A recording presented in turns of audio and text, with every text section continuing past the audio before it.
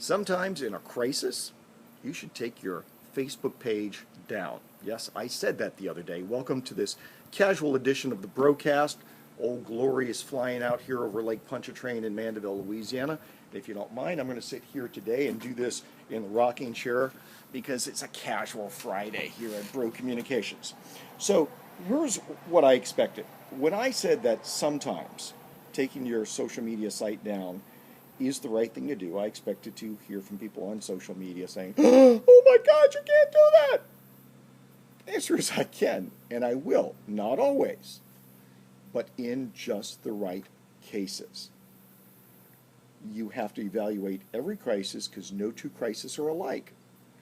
But in no crisis should you have blatant rules that there is only one right way to do it, especially if you believe that right way is to fight it on social media.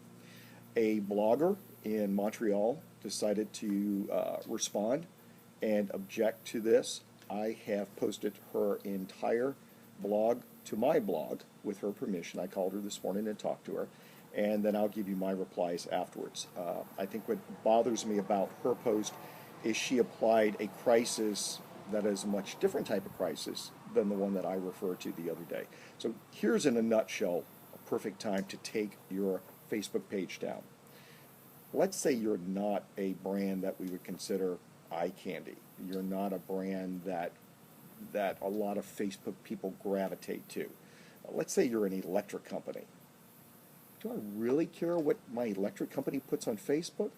No. The only time I really will go to that electric company's Facebook page is if the power is out and I can't get to my computer. I can go online and get information.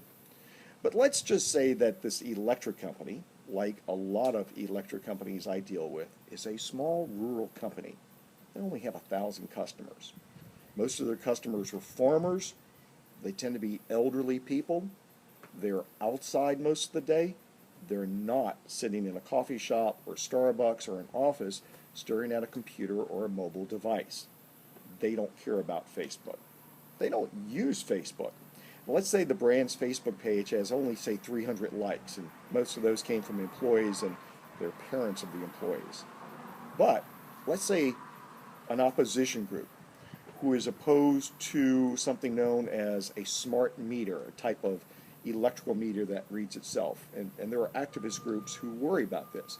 Let's say that an activist group with high-power organization decides to spam the daylights out of that Facebook page. Do I need to leave that Facebook page up for their spam? The answer is no. I would likely tell that client to take it down. Put it up at a later time. Take your lumps. Most people are never going to know that it's gone. Because the reality is, in many of these towns, people get their news from a weekly printed newspaper. Once a week, a newspaper comes out in print. There are still places like this. Just because in public relations you might be around technology and social media 24/7 doesn't mean the rest of the world is.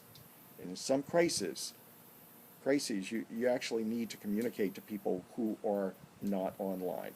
So be open-minded, enjoy the blog, send me your feedback, and I hope you have a nice weekend. This is Gerard Braud for the broadcast. You can read more on the blog at blog.braudcommunications.com. That's BRAUD communications.com. See you next time.